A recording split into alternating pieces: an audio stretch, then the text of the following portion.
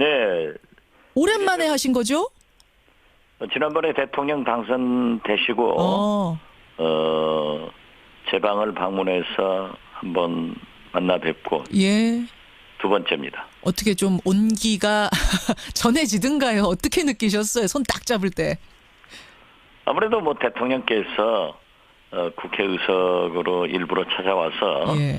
하시는 악수이기 때문에 또 반갑고 요즘 잘하고 계셔서 더 좋았습니다. 그러셨어요. 어제 이제 시정연설, 일자리 추경을 위해 도와주십시오. 이런 호소였는데, 박지원 의원께서는 연설 듣고 마음을 좀 정하셨습니까? 추경에 대해선? 일자리, 특히 청년 실업 문제나 노인 복지에 대해서 추경을 편성했기 때문에 당연히 도와드려야죠. 그렇지만은 거기에 과연 공무원 숫자를 늘려서, 즉 공공 일자리를 늘려서 일자리 문제를 해결하겠다라고 하는 데는 우리 당내에서나 저 개인적으로도 그것은 아니다. 이런 생각을 가지고 있습니다. 사실은 요 사이에 박지원 의원께서 계속 문재인 대통령 잘한다만 하셔서 추경에 대해서도 적극적으로 동의하실 줄 알았는데 추경에 대해서는 좀 부정적이시네요. 제가 잘한다고만 한 게 아니라 예. 못하는 것은 못한다. 이렇게 지적을 했습니다. 예. 언론에서 예. 아마 언론도 그렇게 생각하나 봐요. 대통령이 잘하시니까 잘한다만 보도하더라고요.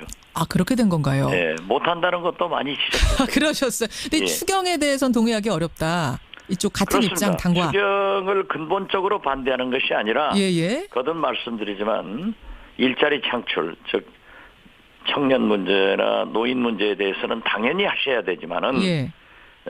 대통령 후보 때도 81만 개의 공공 일자리를 늘려서 실업 문제를 해결하겠다 하는 것은 처음부터 지금 우리는 반대를 하고 있고, 특히 공공 일자리, 공무원의 일자리를 늘리는 것은 예. 필요하면 늘려야죠. 그렇지만 그렇게 많이 늘리는 것은 공무원은 한 번 채용하면은 20년, 30년을 보아야 됩니다. 예. 신분 보장을 시켜야 되니까. 그렇죠. 그래서 그러한 것은 문제가 있다. 그리고 보시는군요. 일자리 창출은 근본적으로 예. 기업에서 이루어져야 되는 거지 정부가 주도적으로 해서는 안 된다 하는 생각을 가지고 있습니다. 지금 정부 여당에서는 허투루 채용하는 건 아니고 지금도 필요한 그 일자리들을 찾아내서 공무원 일자리 만드는 것이다.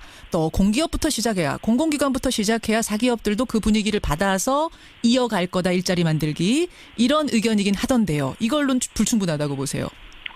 저는 IMF 외환위기 때 기업을 또 정부를 구조조정할 때도 그런 얘기를 했습니다. 예. 구조조정이라고 하는 것은 무조건 잘라내는 구조조정도 있지만은 부족한 것을 채워주는 구조조정도 있거든요. 그래서 당연히 소방직이나 이러한 공무원은 늘릴 필요성이 있으면 늘려야 됩니다. 예. 그렇기 때문에 그렇게 흑백 논리로 공무원은 안 된다. 이런 것은 아니고, 그건 아니고. 늘릴 수 있는 곳은 늘려야 되지만은 예? 또 줄여야 될 곳이 있으면 줄여서 근본적으로 작은 정부를 지향해야 된다. 그런 이런 말씀. 얘기를 하는 겁니다. 그러니까 지금 81만 개 이렇게 뭐 숫자를 박아놓고선 자기적으로 가지 말아라. 뭐 이런 말씀. 조금 더 효율적으로 계산을 따져보자. 차근차근하게 이런 말씀이세요. 지금 지방에 기초단체를 가면은 인구는 3만 명 내외인데 공무원 숫자는 1,000명, 2,000명으로 늘어나고 있어요. 예. 물론 사회복지사 같은 것을 채용하는 것은 바람직하지만은 그러한 문제를 근본적으로 가지고 있다, 이런 얘기입니다. 알겠습니다. 이 참 추경도 지금 박지원 의원 말씀 들어보니까 쉽게 풀릴 상황이 아닌 것 같은데 게다가 인사 문제까지 겹쳤습니다. 자유한국당 저는 이미 문재인 정부가 굉장히 강하게 산들바람 불어서 나가지만은 봄단은 끝난다. 그런데 7가지 문제가 올 것이다라고 하는 중에 두 번째가 추경 문제다, 이렇게 지적을 했고 이것은 비록 자유한국당은 참여를 하지 않지만 예. 모두 3당이 지금 논의는 하고 있지만은 조금 문제가 있을 겁니다. 아니 지금 그러니까 자유한국당은 세 사람 다 안 된다. 강경화, 김상조, 김희수. 국민의당은 적어도 강경화 후보자는 안 된다 이런 입장인데 박지원 전 대표께서는 셋 다 찬성 입장이셨죠. 지금도 그대로십니까? 제 개인적 생각은 변함이 없습니다. 예. 김상조, 김희수, 강경화 이 세 분들을 해줬으면 좋겠다. 하자 이런 생각이지만은 예. 우리 국민의당 의원총회를 열어보니까 특히 청문회에 참여했던 청문위원들이 전부 반대를 하고 있어서 우리 당론으로 반대가 사실상 결정돼 가지고 그렇죠. 굉장히 어둡습니다. 지금 상황이 굉장히 애매해요. 만약 야당이 그러니까 특히 국민의당이 입장을 바꾸지 않는다면 대통령은 강경화 후보자 임명을 강행하거나 아니면 포기하거나 둘 중 하나를 선택해야 되는데 만약 강행을 할 경우에는 김희수 후보자를 버리는 꼴이 됩니다. 왜냐하면 김희수 헌재소장 후보자는 국회 인준을 꼭 받아야 되는데 국회에서 통과시켜주지 않을 가능성이 크기 때문에요. 강경화냐 김희수냐. 어떻게 해야 된다고 보세요? 어떻게 하시겠어요? 만약 박지원 전 대표가 지금 대통령 입장이시라면.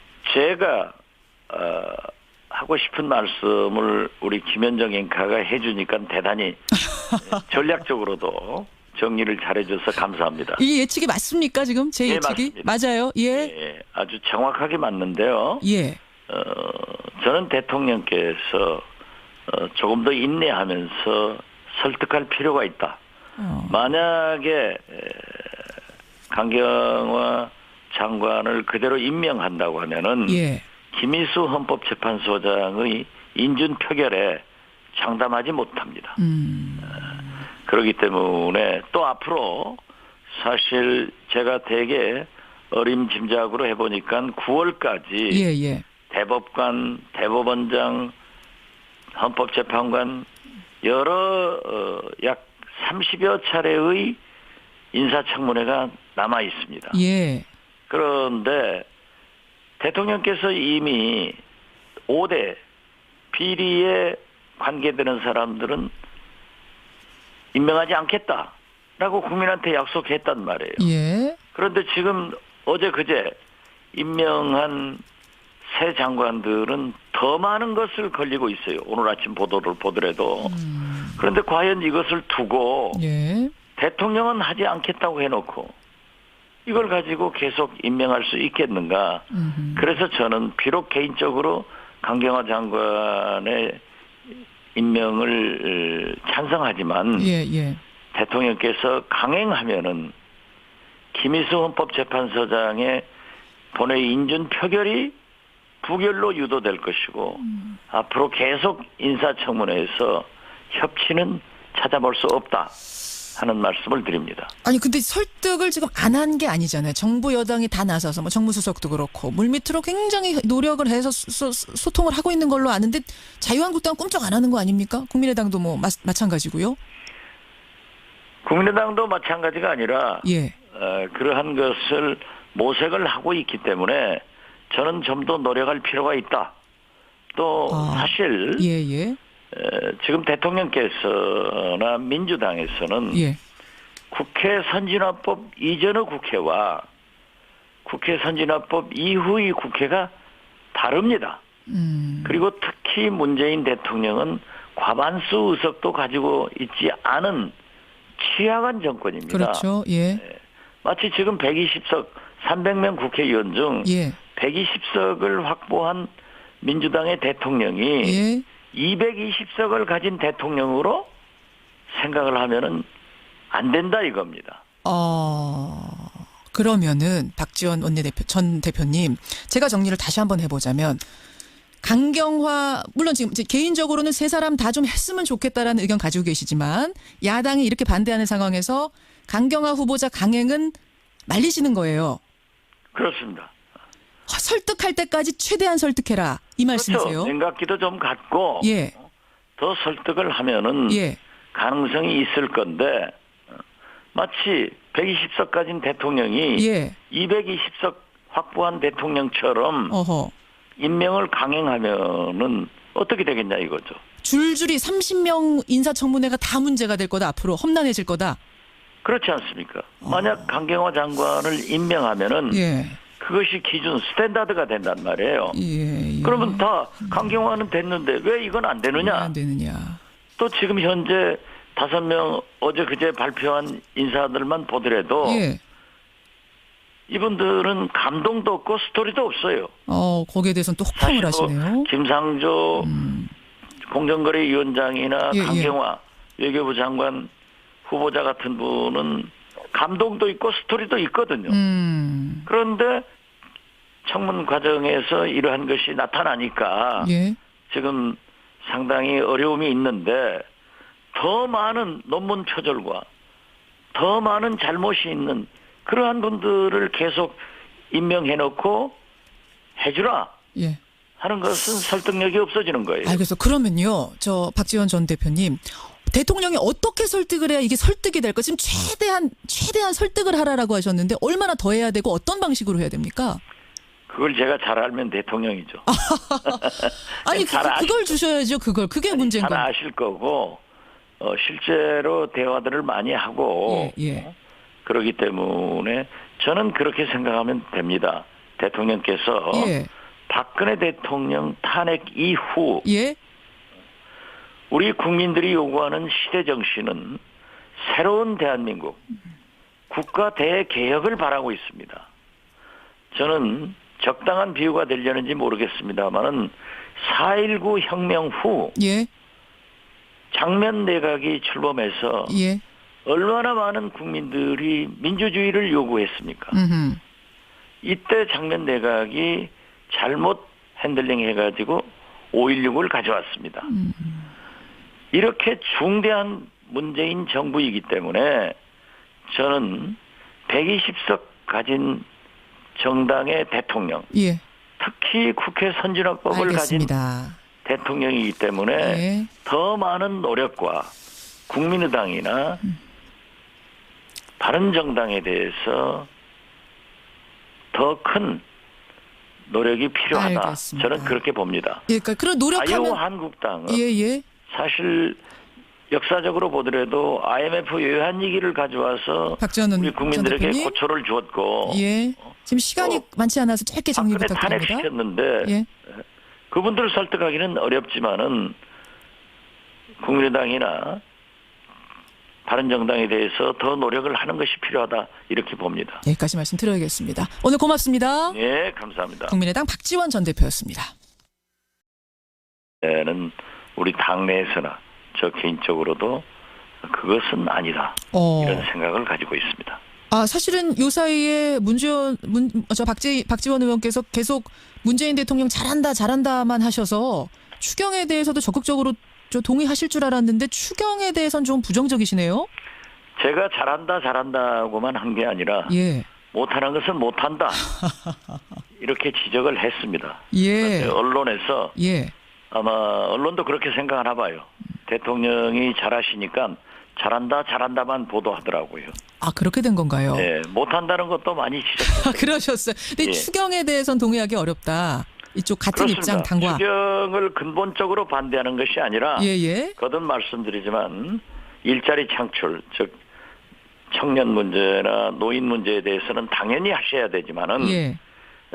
대통령 후보 때도 81만 개의 공공 일자리를 늘려서 실업 문제를 해결하겠다 하는 것은 처음부터 지금 우리는 상황이 아닌 것 같은데 게다가 인사 문제까지 겹쳤습니다. 자유한국당 저는 이미 문재인 정부가 굉장히 강하게 산들바람 불어서 나가지만은 봄단은 끝난다. 그런데 7가지 문제가 올 것이다라고 하는 중에 두 번째가 추경 문제다 이렇게 지적을 했고 이것은 비록 자유한국당은 참여를 하지 않지만 예? 모두 3당이 지금 논의는 하고 있지만은 조금 문제가 있을 겁니다. 지금 그러니까 자유한국당은 3사람 다 안 된다. 강경화, 김상조, 김희수. 국민의당은 적어도 강경화 후보자는 안 된다 이런 입장인데 박지원 전 대표께서는 셋 다 찬성 입장이셨죠? 지금도 그대로십니까? 제 개인적 생각은 변함이 없습니다. 예. 김상조, 김희수, 강경화 이 세 분들을 해줬으면 좋겠다. 하자 이런 생각이지만은 예. 우리 국민의당 의원총회를 열어보니까 특히 청문회에 써 있거든요. 그래서 당연히 소방직이나 이러한 공무원은 늘릴 필요성이 있으면 늘려야 됩니다. 예. 예. 그렇기 때문에 그렇게 흑백 논리로 공무원은 안 된다. 이런 것은 아니고 그건 아니고. 늘릴 수 있는 곳은 늘려야 되지만은 예. 또 줄여야 될 곳이 있으면 줄여서 근본적으로 작은 정부를 지향해야 된다. 그런 이런 말씀. 얘기를 하는 겁니다. 지금 81만 개 이렇게 뭐 숫자를 박아놓고선 자기적으로 가지 말아라 뭐 이런 말씀. 조금 더 효율적으로 계산을 따져보자 차근차근하게 이런 말씀이세요. 지금 지방에 기초단체를 가면은 인구는 3만 명 내외인데 예. 공무원 숫자는 1,000명, 2,000명으로 늘어나고 있어요. 예. 물론 사회복지사 같은 것을 채용하는 것은 바람직하지만은 그러한 문제를 근본적으로 가지고 있다 이런 얘기입니다. 알겠습니다. 이 참 추경도 지금 박지원 의원 말씀 들어보니까 쉽게 풀릴 반대를 하고 있고 특히 공공일자리, 공무원의 일자리를 늘리는 것은 예. 필요하면 늘려야죠.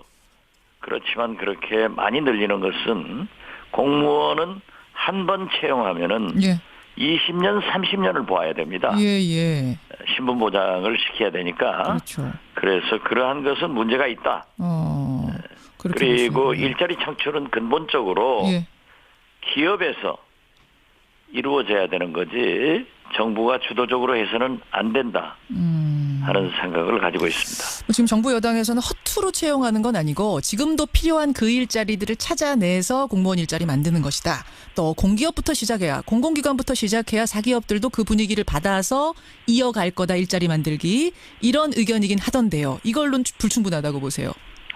저는 IMF 외환위기 때 기업을 또 정부를 구조조정할 때도 그런 얘기를 했습니다. 예. 구조조정이라고 하는 것은 무조건 잘라내는 구조조정도 있지만은 부족한 것을 채워주는 구조조정도. 네. 오랜만에 하신 거죠?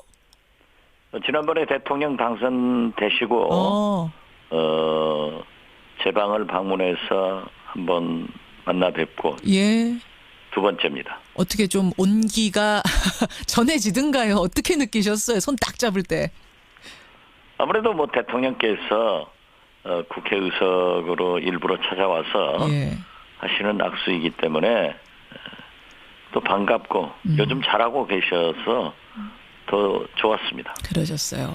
어제 이제 시정연설 일자리 추경을 위해 도와주십시오 이런 호소였는데 박지원 의원께서는 연설 듣고 마음을 좀 정하셨습니까? 추경에 대해선? 일자리 특히 청년 실업 문제나 노인 복지에 대해서 추경을 편성했기 때문에 당연히 도와드려야죠. 그렇지만은 거기에 과연 공무원 숫자를 늘려서 즉 공공 일자리를 늘려서 일자리 문제를 해결하겠다라고 하는데